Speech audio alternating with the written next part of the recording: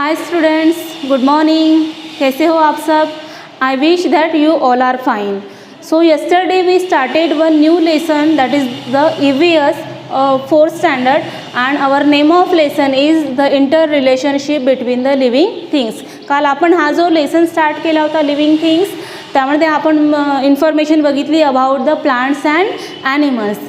Our basic needs are completed from the environment, and the living things situated only that place where their needs are completed. सजीव ज्या गोष्टी असतात त्या अशाच ठिकाणी वास्तव्य करतात ज्या ठिकाणी त्यांच्या गरजा पूर्ण होत असतात.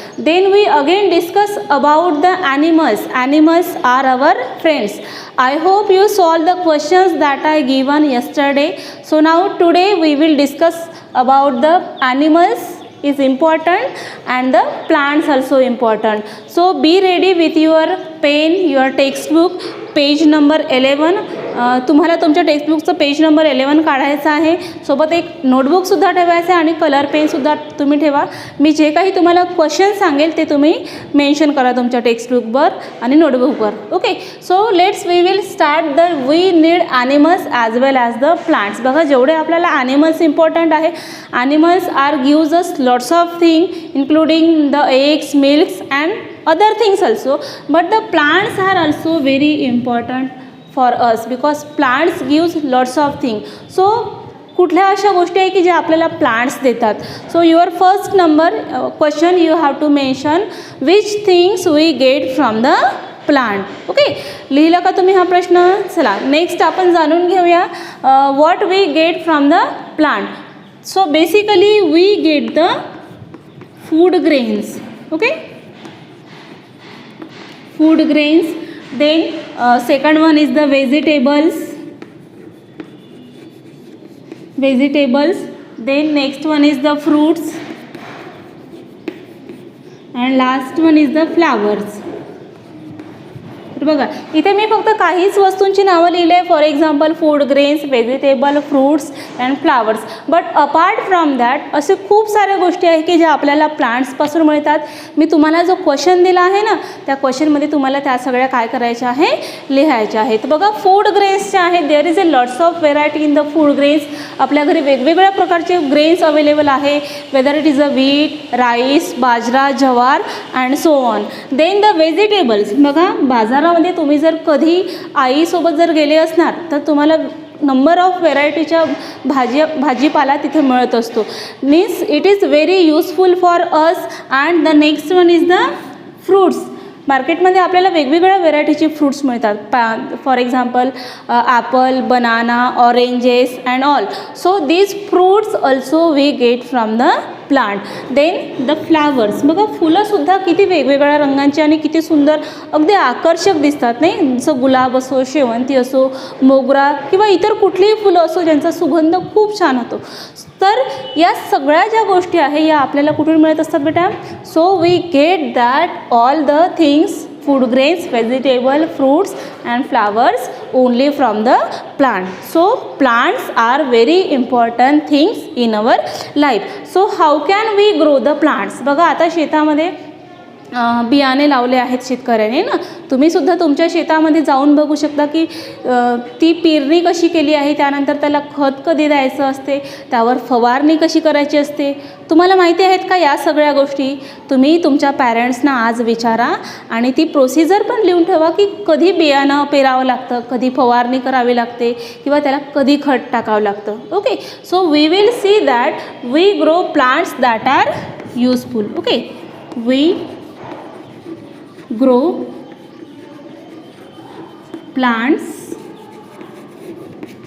that are useful. आपण ती झाडं लावतो जे आपल्याला वेगवेगळ्या गोष्टी आपल्याला देत असतात. सो बेसिकली आपण जी झाडं लावतो ती कशी लावली जातात? सगळ्यात आधी आपण काय करत असतो? So firstly we sow seeds. बघा, सगळ्यात आधी जमिनीमध्ये काय करावं लागतं आपल्याला? बी जे सीड आहे ना, हे काय करावं लागतं? पेरावं लागतं. आता जसं पावसाळ्याचं सीझन आहे ना, आता शेतकऱ्यांनी वेगवेगळी पिकं त्यांच्या शेतामध्ये लावली असेल. तुम्ही तिथेही जाऊन बघू शकता की त्या जी काही बियाणं त्यांनी लावली होती ते प्लांट्समध्ये तयार झाली आहे किंवा नाही. So what we have to do? Firstly we so the seeds. Suppose that one is the suppose the seed. ही समजा एखादी सीड असेल. ओके, तर आपल्याला ही सीड काय करावं लागते, आधी जर्मिनेट करावं लागते. म्हणजे काय, मातीमध्ये आपल्याला काय करावं लागते, रुजवावी लागते. Okay, so we so the first of all seed. Then the next one we make sure that they gets the water. What next one is we make sure that they get water. बघा, आपण जमिनीमध्ये जर एखादी बी जर लावलं असेल तर काही वेळाने काय होईल, त्याचं छोटंसं प्लांट निघेल ना, त्याला लीव्ज येईल. ओके, तर हे अशा म्हणजे पद्धतीचं किंवा वेगवेगळ्या याचं प्लांट्स त्या याच्यामधून तयार होईल, एक plant. So what we have to do, we make sure that they get a water. देखो, वॉटर जी एक खूपच महत्त्वाची गोष्ट आहे, जी लिव्हिंग थिंग्सना पाहिजे, ती आपल्याला त्या झाडाला आपल्याला देणं आपलं काय आहे, काम आहे. Means we should provide the water to that plant. Otherwise what will happen, आपण जर त्या प्लांटला जर पाणी दिलं नाही तर काय होईल, maybe that plant will be die, ते मरू पण शकेल. Then next one is we should give manure. We should give manure when necessary. when necessary. So what we have to do the next, we should give the manure. It means that त्या झाडाची चांगली वाढ होण्यासाठी आपल्याला त्याला काय द्यावं लागेल, खत द्यावं लागेल. जसं की मी तुम्हाला सांगितले की आता पावसाळा सुरू आहे, वेगवेगळी पिकं शेतात लावलेली आहेत, तर त्यावर खतसुद्धा घातल्या जात आहे. का बरं असं केलं जात असेल, चला हा पण क्वेश्चन तुम्ही मेन्शन करा. Why we should give the manure to the plants. Okay, आणि तुम्ही हा प्रश्न तुमच्या पॅरेंट्सना पण विचारू शकता की त्या झाडांना खत का बरं घालावं लागतं. Then the next thing is that when we grow the plant and the seeds, then we should give the manure and at last spray pesticides. What, spray pesticides. Spray pesticides if they are attacked by insects. तर आपल्याला झाडांची काळजी means exactly कशी घ्यावी लागते, that we should spray the pesticides if they are attack by the insect. It means that आपण जेव्हाही कुठलेही प्लांट्स लावतो त्याला म्हणजे प्रॉपरली पाणी घालत असतो आणि त्याच्यानंतर त्याला मॅन्युअर खतसुद्धा घालत असतो. But some of time what happen that insect can eat that leaves of plant. होतं ना असं कधी कधी की ते झाडांची पानं त्यावर अळ्या पडतात किंवा इन्सेक्ट खातात, तर मग त्या प्लांट्सचं काय होईल, नुकसान होईल का, की ती त्यांची चांगली ग्रोथ होईल.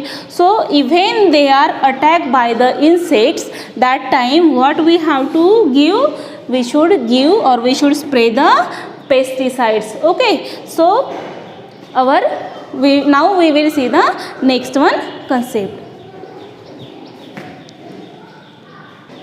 ओके, तो आता आपण बघितलं की we get the lots of thing from the plants. So now we will discuss about the other living things also get their food from the environment. बघा, म्हणजे फक्त प्लांट्सपासून जर आपल्याला वेगवेगळ्या गोष्टी मिळत आहेत, पण ज्या काही बाकीच्या लिव्हिंग थिंग्स आहेत, for example birds and the animals, so they also completed their needs from the environment. Means what, the living things also get their food. जे काही लिव्हिंग थिंग्स आहे, आता अदर जर लिव्हिंग थिंग्स जर आपण म्हणत आहोत मग ते कुठले येतील, they other living things, they may be the what, birds. Okay, they may be the animals also. So how they can complete their desires, their needs. So these animals and birds, they can complete their needs from the environment. environment मध्ये ज्या काही गोष्टी available असतात त्यांच्यामधून plants आणि animals त्यांच्या गरजा पूर्ण करतात. फॉर एक्झाम्पल आपण काही ॲनिमल्सची नावं इथे लिहून घेऊया. तुम्ही तुमच्या बुकमध्ये ही सगळे नावं लिहा. कॅमेलियन, तुम्ही नाव ऐकलं का, कॅमेलियन म्हणजे काय होत असतं का, तुम्ही बघितलं आहे का.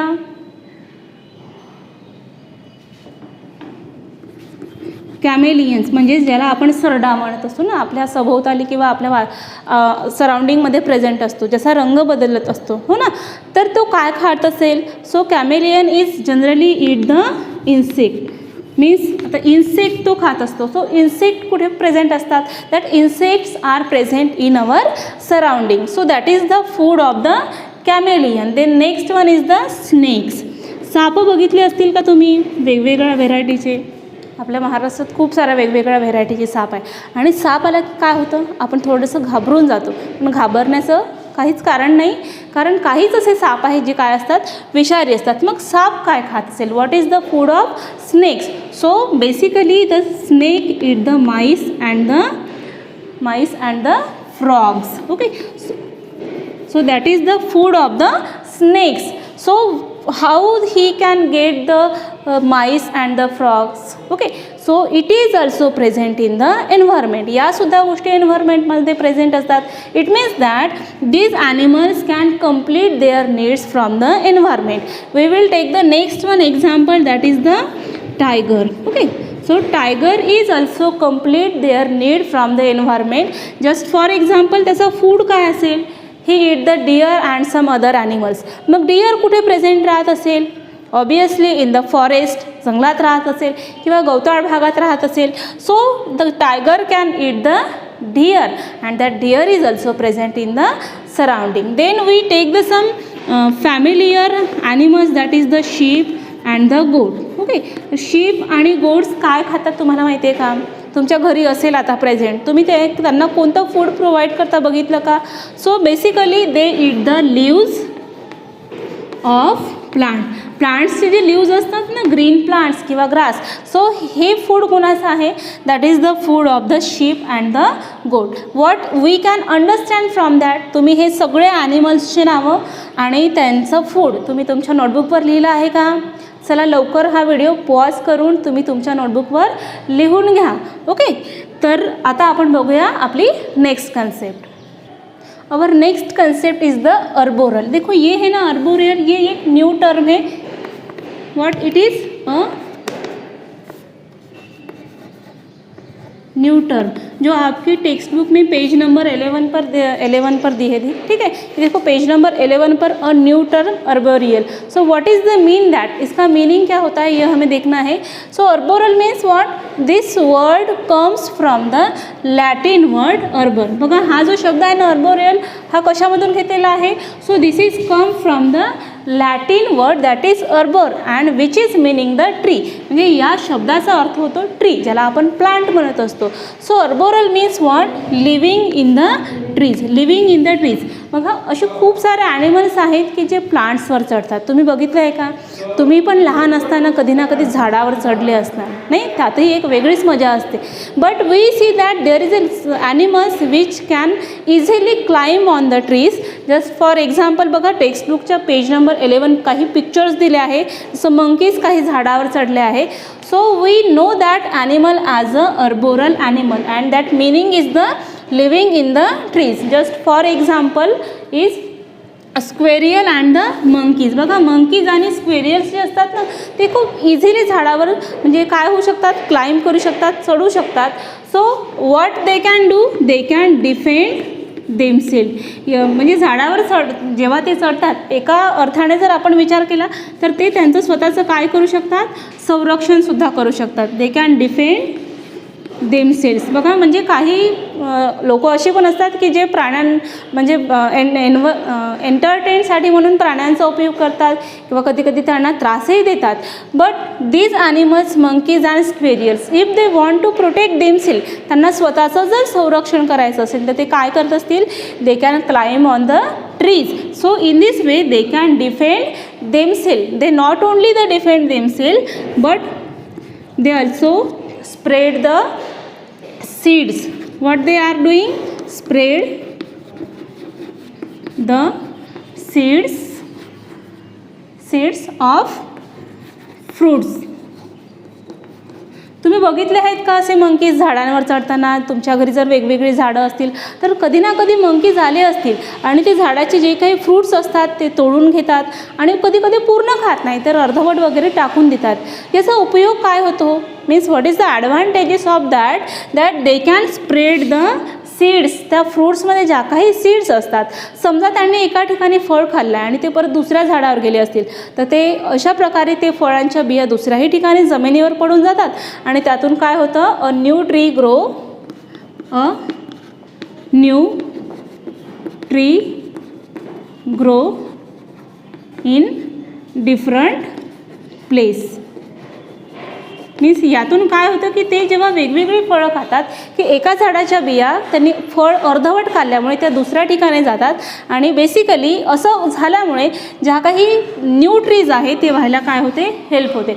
It means that these animals also help the environment. So that's why the monkeys and the squirrel these animals are known as a living arboreal animals. Okay, तुम्ही ही जी टर्म आहे ना, न्यू टर्म, याला तुम्हाला काय करायचं आहे? बॉक्स करून ठेवायचं आहे color penny and you have to write the remaining the examples of monkeys and squirrel. Okay, now we will see the last one example of the grazing buffalo. Okay, ये भी आपके टेक्स्ट बुक में दिया है. Grazing buffalo तुम्ही बघितली असेल म्हणजे शेतामध्ये किंवा इतर ठिकाणी ग्रेझिंग करणारे म्हणजे बफेलो. तर काय होतं, त्यावर काही वेळाने ना बगळा बसतो. का बरं? बगळा म्हणजे त्याच्या बॅकवर बसत असेल. कधी तुम्ही नोटीस केलं का की जेव्हा बफेलो म्हणजे शेतामध्ये ग्रेझिंग करत असते त्यावेळेला बगळा त्यांच्या पाठीवर बसलेला असतो. त्याच्या मागचं कारण काय असेल तर तुम्हाला तुमच्या परीने पण आन्सर शोधायचा आहे. बट असं होऊ शकते की जेव्हा ती बफेलो ग्रेझिंग करत असेल त्यावेळी जे इन्सेक्ट असतात ना ते इझिली आजूबाजूला उडतात आणि बगळ्याला ते दिसतात. त्याच्यामुळे त्याला त्याचं फूड जे आहे ते इझिली मिळून जातं. कारण तो जर समजा गवतामध्ये गेला तर त्याला ते इन्सेक्ट शोधायला काय होईल? डिफिकल्टी जाईल ना. त्याच्यामुळे तो बफेलोसच्या बॅकवर बसून इन्सेक्ट त्याला इझिली मिळून जातात and in this way he can get their food also. So that's why these animals, that monkeys and squirrels are known as arboreal animals. तर आजच्या आपण क्लासमध्ये आपण दोन कन्सेप्ट शिकलो आहोत. The first one is the about the plants, the important for us as well as the animals also. Then next one the new term we studied that is the arboreal. तुम्हाला काय करायचं आहे? या सगळ्या गोष्टी तुम्हाला नोटबुकमध्ये मेन्शन करून ठेवायच्या आहे. देन तुमच्या टेक्स्टबुकच्या पेज नंबर 13वर एक्सरसाइज दिली आहे, त्यातले तुम्ही काही क्वेश्चन्स सॉल्व करू शकता. In the next video we will discuss about the some new concept that is the seasonal changes. Okay, thank you very much.